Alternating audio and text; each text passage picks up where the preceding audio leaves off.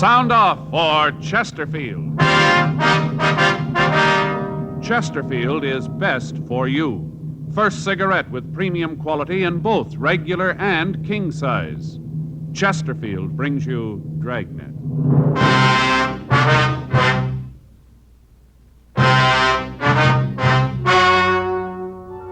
Ladies and gentlemen, the story you are about to hear is true. The names have been changed to protect the innocent.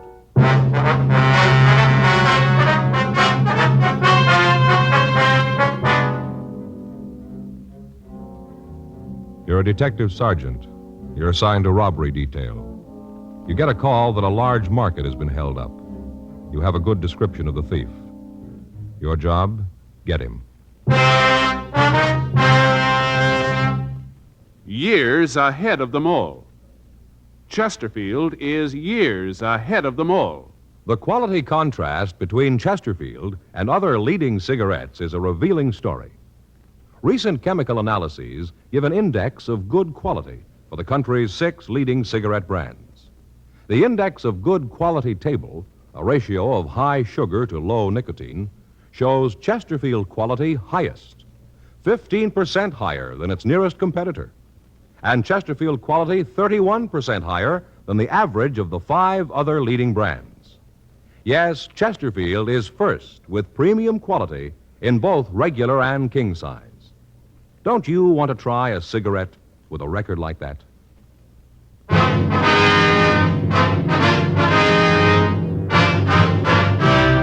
Dragnet, the documented drama of an actual crime.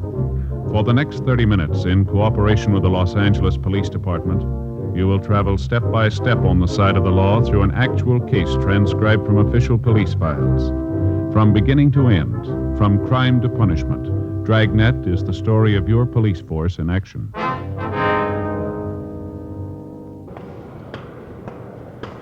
It was Monday, March 10th. It was raining in Los Angeles. We were working the day watch at a robbery detail. My partner's Frank Smith. The boss is Captain Didion. My name's Friday.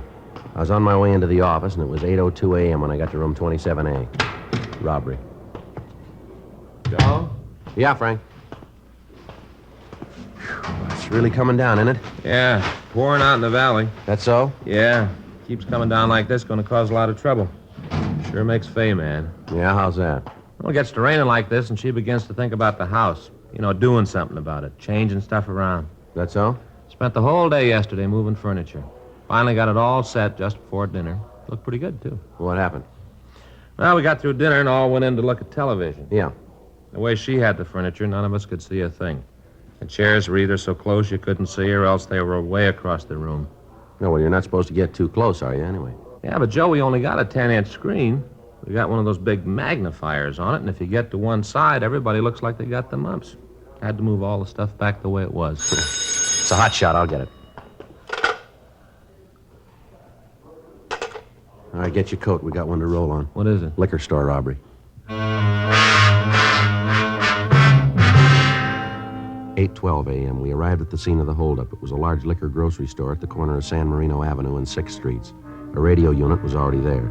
Frank and I checked with him, and then we talked with the victim, a Mr. Henry Alden. I was just standing there at the counter. This old guy came in, pulled a gun, told me he wanted the money. I gave it to him. Uh-huh. He said in the phone that he was elderly. Is that right? Yeah, old guy. Must have been about 65 or 70. Real bum. How do you mean? Well, the way he was dressed, you know. Old clothes, real seedy. Uh-huh. What if you tell us just what happened? Well, sure. Well, it was about 8 this morning. I opened up, and I was there making out the deposit slip for the bank. Guy walked in the back door and pulled his gun. Told me he wanted the money.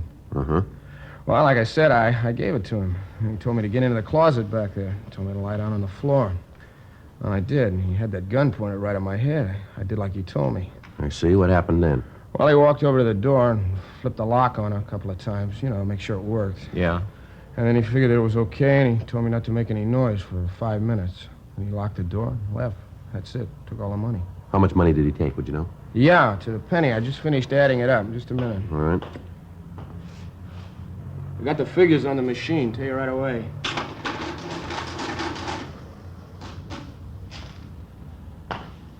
That is $5,200 and 52 cents. That's it exactly. You said the guy came in the back door, is that right? Yeah, that's right. Well, were you open? I mean, was the store open for business? No, we weren't. You see, I usually don't open before 8:30. Leave the back door open, though, for deliveries, bread, milk, stuff like that. Wonder if you could give us a description of the man. Well, sure, like I said, he was old. Say around 70, around in there. About how tall was he? I'd say maybe 5'7", not much more than that. How much did he weigh, would you know? Not much, maybe 125. How about his complexion? Real tan, like he'd been out in the sun a lot. Face was all wrinkled. How about the color of his eyes? Blue, real blue. Now, what about his clothes? A real bum. Had on this old overcoat, brown, all frayed, ragged around the sleeves. Had a patch on the right elbow. Patch looked like it was kind of dark serge material. Was he wearing a hat? Yeah, blue, all beat up. You could see the dirt around the brim. How about his shirt and trousers? Blue striped shirt and old kind of brown pants, no press. Looked like he was getting ready to jump in them. Real seedy. Yes, sir. Did he wear glasses? No, he didn't. Was he clean-shaven, or did he wear a mustache? Well, he had about a 4 or 5 day old growth of beard, white. I see. Did he have any marks or scars that you could see? No, nothing like that, at least not that I could see. How about the gun? Was it a revolver or an automatic? Well, it looked like an automatic. Might have been a 45. I didn't look too close at that. Yeah. Do you have any sort of an accent when he talked to you? No, nothing like that. All right, Mr. Alden. Joe, I'll get the description out. Right, Frank, thanks. Mr. Alden, did the man say anything to you that might help identify him? No, not that I can think of. He kept telling me that he was real sorry he had to do this. Said, I'm really sorry, but I have to have the money. I have to. Kept asking me if I understood. I told him no. He said that someday I would. Real weird. Kept apologizing while he robbed me. I see. You the owner here, are you? No, I'm just a manager. The owner's Mr. Wood. He's going to be real mad when he hears about this. Second time in 3 months we've been held up. Getting a little tiring. A couple more times the insurance company isn't going to stand for it. Yes, sir. Do you usually have that much money in the store? Most of the weekends, yeah. You see, a lot of our stuff is pretty expensive. This is about the only store in the neighborhood that's open over Sunday. We get a lot of trade. Weekend business usually runs between 3,000 and 5,000. About how many employees are there in the store? 3 all told. We stay open until 2:30 in the morning. I come in the morning and work until noon. Hank comes in, then there's 2 of us until 6, and John comes in. He works on through. Once in a while, Mr. Wood comes in himself when we get busy. Wonder if I could have their names and addresses. Sure. They weren't involved in it, I'm sure of that. Well, we have to check them out anyway, Mr. Alden. Yeah, I suppose so. But I tell you, he knew what he was doing, the way he moved. The way he knew just when to come in. This fellow's done that sort of thing before. Trying to say he was sorry about taking the money. He wasn't fooling anybody. No, sir, not a soul. Real bum, seedy, you know? Yes, sir. All that baloney about how he had to have the money. Wasn't any other way. He wasn't sorry, not at all. Yeah, well, he probably will be. 9:30 a.m. Frank and I started a canvass of the immediate vicinity. None of the store owners in the area had seen anyone answering the description of the holdup man. None of them had seen any suspicious cars in the area. We asked the liquor store manager to go with us to the city hall to look at the mug books. He called the store owner, and when he arrived, we drove downtown. The victim went through the mug books on known holdup men, but failed to make an identification. A local and an APB were gotten out on the suspect. We asked the stats office to make a run on the MO used, and they came back with 14 possibles. It took us 2 days to check them out. They led us nowhere. The papers caught on to the story, and letters began to pour in with advice and tips. On Monday, March 17th, a full week after the robbery, Frank and I had lunch and checked back into the office. See the afternoon papers, Joe? Yeah, pretty funny, huh? Yeah, they're sure taking up the story. Everybody got a different idea who the old guy is and why he did it. Have you read some of the stories? Yeah, sure. The only thing is, a lot of people seem to think the old guy's a real Robin Hood. Now, that's all right, but they forget that he walked in that store with a gun. Wasn't anybody to say that he wouldn't have pulled the trigger if somebody got in his way. Yeah. I'll sure be glad when we get him, find out what it's all about. I'll get it. Robbery Friday. Yes, ma'am, it is.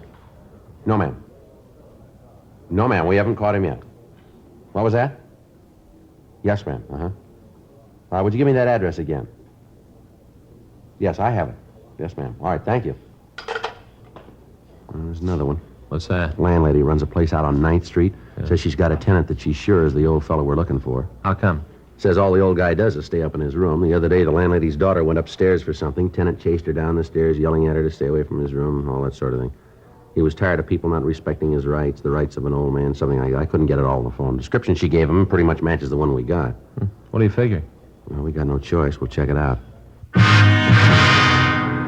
1:58 p.m. Frank and I got to the rooming house on 9th Street. It was a large 4-story building.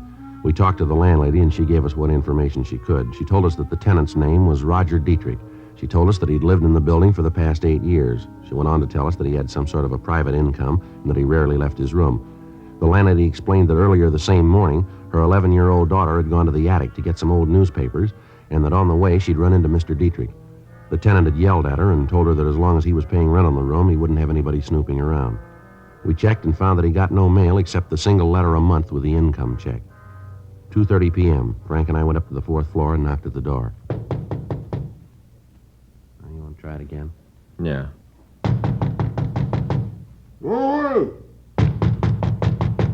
I don't want any. Go away! Mr. Dietrich? Who is it? Police officers, we'd like to talk to you. Just a minute.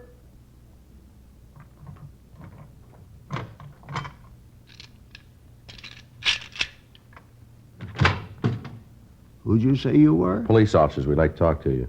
Oh, what are your names? My name's Friday. This is my partner, Frank Smith. Uh-huh.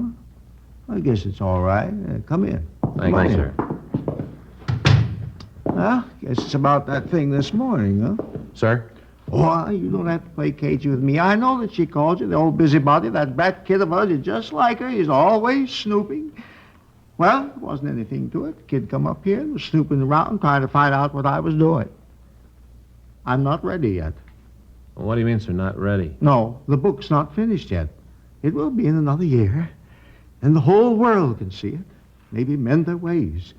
Give them something to hope to avoid what's coming.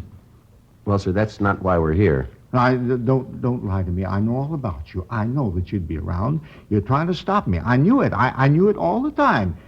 You see that stack of magazines over there? Yeah? Every copy of Life magazine ever printed, right from the first. I keep track, you know. I use it for research. Well, I don't quite understand, Mr. Dietrich. That's for my book. Oh, yeah. Going to be in 5 volumes called The Evils of the Machine Age and Its Effect on Mankind. 5 volumes, yes, sir, 5 volumes. Got the first 4 finished. Working on the last one now. That's how I knew you were coming. I worked it out on the charts. Mm-hmm. Well, we'd like to talk to you about what you were doing a week ago, sir. Oh, you would? Oh, well. Well, yes, I figured on that. I knew that you'd be checking me. I knew it. I saw it in the chart. I'm getting close now. Well, it's going to sit up and take notice. Sit right up. Yes, sir. Did you go out last Monday? Monday? Well, yes. I went out to get some supplies. I got them come right back.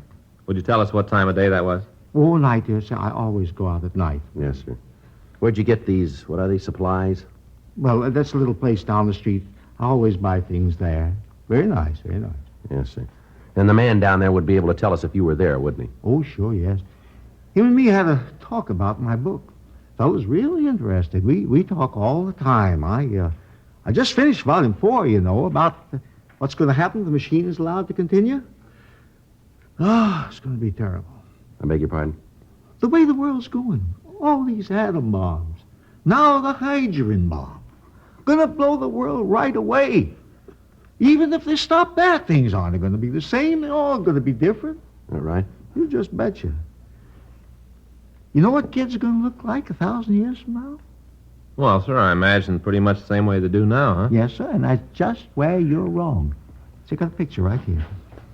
That's volume 4. You know, finished volume 4. I'll get it. There you are. See? I do it up myself. Yeah. Well, what is it? Well, you see, that's the way we're all going to look. You see there? See? Yeah. That large hair, all brains, little bitty legs. That's from that we won't be doing any walking, you see, just riding all the time. One great big eye right in the middle of the head, and the right arm fit only for eating breakfast food that makes noises and turning on a television set, you see? Oh. It's clever. Yes, sir. That's what the chart says we're going to look like if we all eat atom bombs. Yes, sir. I wonder if you'd mind coming downtown with us. In an automobile? Yes, sir. Well, I'm afraid not. You see, I don't believe in them. They're not going to last, you see. Well, I'm sorry, Mr. Dietrich, but we have to ask you to go with us. Police business, huh? Yes, sir. That's right. Well, I don't like it, but I guess I got no choice. That right? Yes, sir. That's right. Well, all right. That way. Might as well ride an automobile. Won't be around long, you know. Gonna just fade right out of existence. Is that right? Yeah. Tell you how it's gonna happen in my book. Uh-huh. Volume 5. 3:01 p.m. We drove Roger Dietrich down to the city hall and checked him through R&I.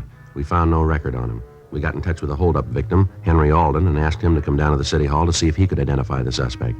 He got to the robbery squad room at 4:15 p.m. No, I'm sure of it. That's not the guy. Now, what's all this about, anyway? What are you officers trying to do? Well, it's all right, Mr. Dietrich. We're just conducting a routine investigation. It's all right now. Oh, it is, huh? Yes, sir. We can take you home now if you like.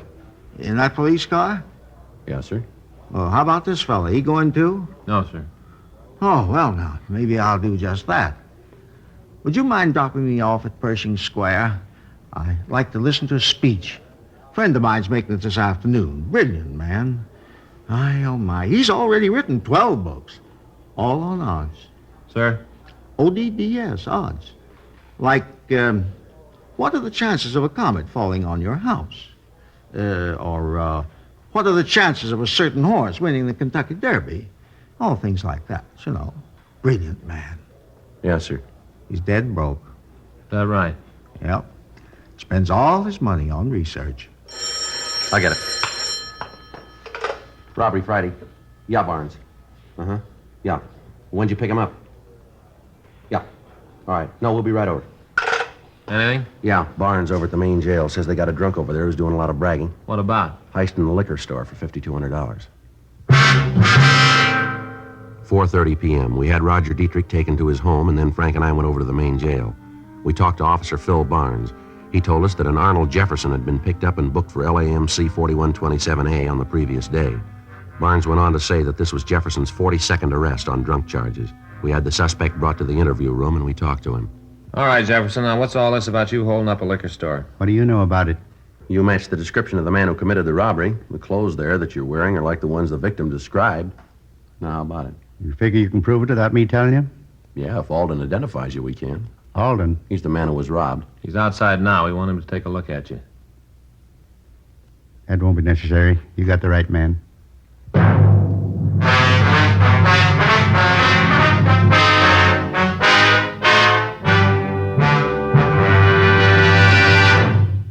You are listening to Dragnet, the authentic story of your police force in action.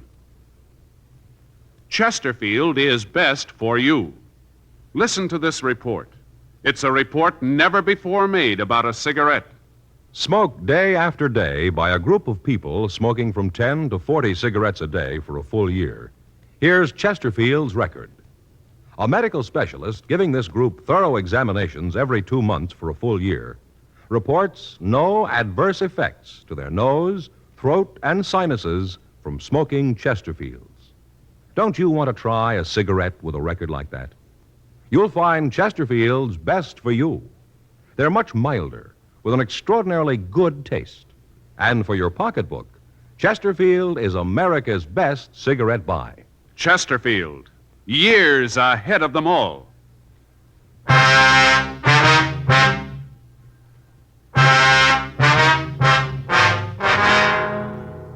We had the victim, Henry Alden, look at the suspect, Arnold Jefferson. He identified him positively as the man who had held up the liquor store. We took Jefferson back to the city hall and checked him through R&I. He had no felony record. 7:30 p.m. We took him to the interrogation room. I knew you'd get me. Knew it all the time. Is that right? Sure. I knew it even before I held up the store. You know, I didn't really want to do it. You know, I really meant it when I told him I was sorry about doing it. Really meant it. Mm-hmm. Guess maybe you find that kind of hard to believe.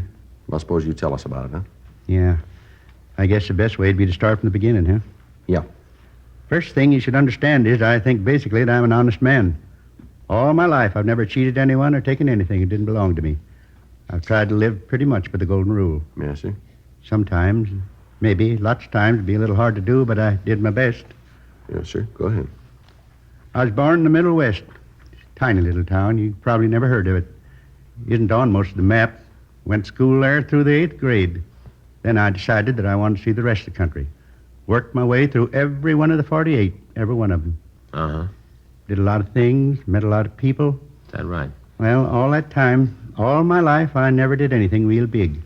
Nothing that I could ever tell anybody about and be proud. Nothing to tell people about. Yes, sir. I'm 72 years old now. That's a long time to live and never do anything big. Long time. Mm-hmm. Came downtown one day, sat in the plaza in the sun, met some real nice people. People like me, people without much reason. Got to coming down every day, sitting and talking, exchanging ideas. Found a lot of good friends. Most of them were alone. And I guess being alone made us members of the same club. Got to be sort of a lodge, 17 of us. Used to meet, talk about things, the way the world was going, how things look for the future, all things like that. Friends. Yes, sir. How'd you get along all this time? How'd you live? Oh, I get a little pension from the state, enough to get along on. I don't need much. Mm-hmm. Well, one day I got to thinking about how I didn't really have anything big to remember. That's when I decided. You mean on the robbery? Yep. Decided that if I could get my hands on a lot of money, a lot of it all at once, I could have something. Yeah? So I started to figure. First off, I had to figure what kind of a store to rob. Had to be one where I could get enough money. Thought about it quite a while. When I had that figured, I picked out the store. And then I, cased. Is that right? Yeah, that's right. Well, I cased the store. Figured how I'd do it. Then I figured that I'd have to have a gun. Yeah. Got one of those little plastic ones. Bought at the dime store, fixed it up with shoe black. Couldn't hurt anybody, just plastic. Looked real, but couldn't hurt anyone. Of course, the victim wouldn't know that, would he? Yeah, I thought considerable about that. Worried about it a lot. About how if there was any trouble, it'd make it hard with just a plastic gun. Oh, not that I wanted to hurt anybody. I didn't. But I got to thinking what would happen if somebody got scared and thought it was real. Could be trouble there. Mm-hmm. No, now, before I go any further, I want you to know that right at this point, I knew I was doing wrong. I knew it. Knew that I'd have to go to jail for what I did. Knew it, and it didn't matter. Had to be that way. Well, now, if you knew that, why'd you go ahead with the robbery? Well, wasn't any other way to get the money. At least none that I could think of. And believe me, I tried to think of one. All right, go ahead. And I held up the place, took the money, and then I made the man get in the closet. Did that so he wouldn't try to follow me. I was sorry about it.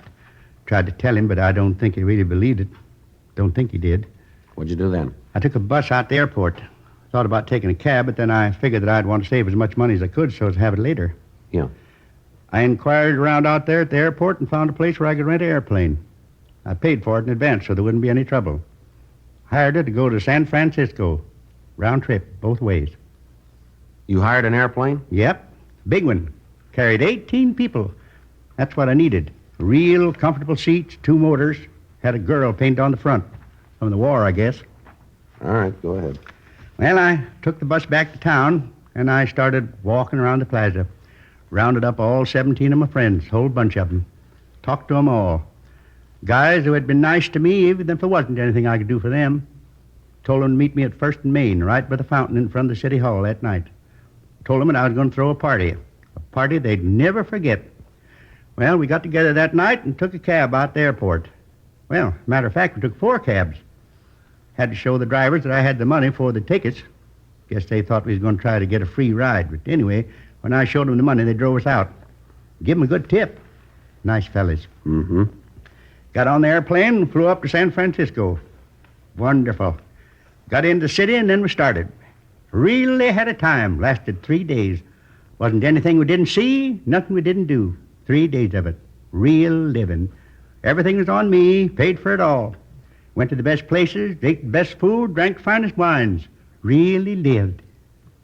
Where'd you stay when you were in San Francisco? Hotel down on Howard. Not the richest in town, but real nice. Clean rooms. All right, go ahead.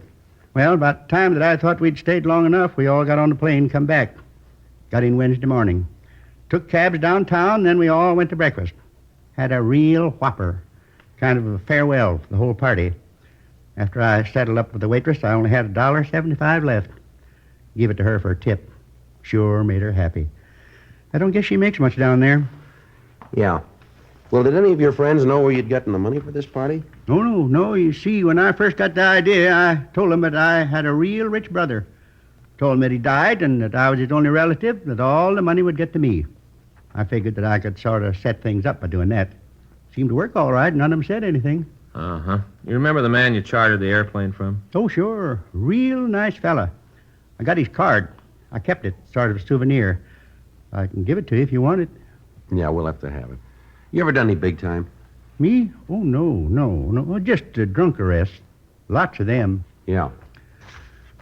Big thing about this is that I wish there was some way to keep the boys from finding out so they wouldn't have to know. Of course, I know that I'm not going to see them again, but just the same, what are they going to think? How are they going to take this when they hear about it? I don't know. I sure was wrong, real wrong. How long will they put me in jail for, you guys know? Well, it depends. Depends on what? What the court says. Oh, still have to go to prison, though, huh? Yeah, I'm afraid so. Mm-hmm. Well, I haven't got much left. Guess no matter what they say, it's going to be life for me. Well, sir, we're not the ones to decide that. Yes, I know. You guys been real nice. In a way, I'm glad it's over. Like I said before, I knew you'd get me. I knew it all the time right from the beginning. Tried to figure out how it'd be when you did get me. What I'd say, how I'd act. Wasn't as hard as I thought it was going to be. Not hard at all. One thing, though. Yeah, what's that? I kind of wish I hadn't done it. I really do. I keep thinking of my friends, how they're going to take it. Yeah. You want to go? You're going to take me back now, huh? Yeah, I'm afraid we have to. Going to put me back in the tank? No, not this time. Upstairs? Yeah, upstairs. That means I'll have a cell all to myself. Be nice. I'd like to be alone. All right. You all set, Jefferson? Yeah. This way. 72 years, nothing to show for it. Nothing. Only one thing I can really say I did with my life. What's that, Jefferson? Wasted 72 years.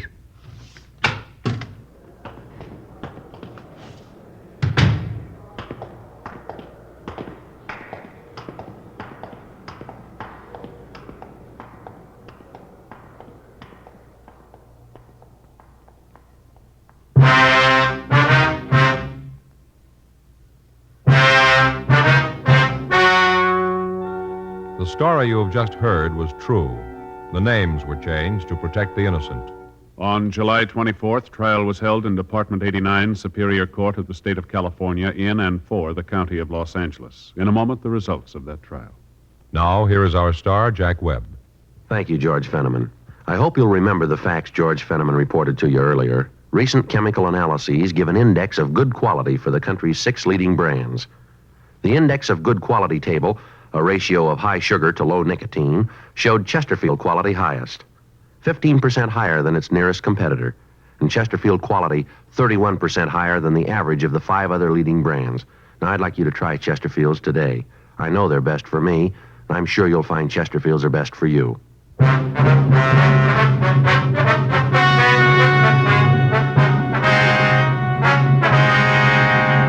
Arnold Peter Jefferson was tried and found guilty of 1 count of robbery in the 2nd degree. He was sentenced to the state penitentiary for the term as prescribed by law. Robbery in the 2nd degree is punishable by imprisonment for a period of not less than 1 year. Ladies and gentlemen, we wish to thank the editors of REL magazine for their article High Tension on TV in the April issue, now on sale.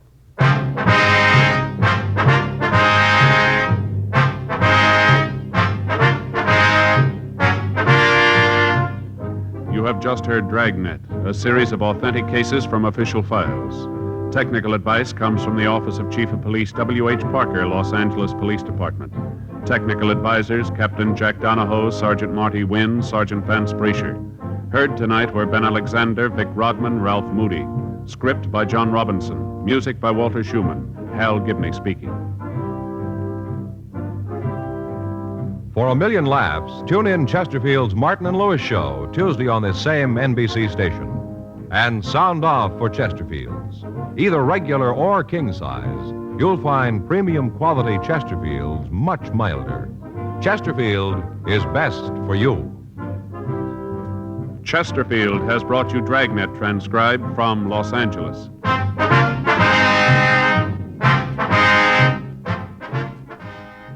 Tonight, it's Adventure with Barry Craig on NBC.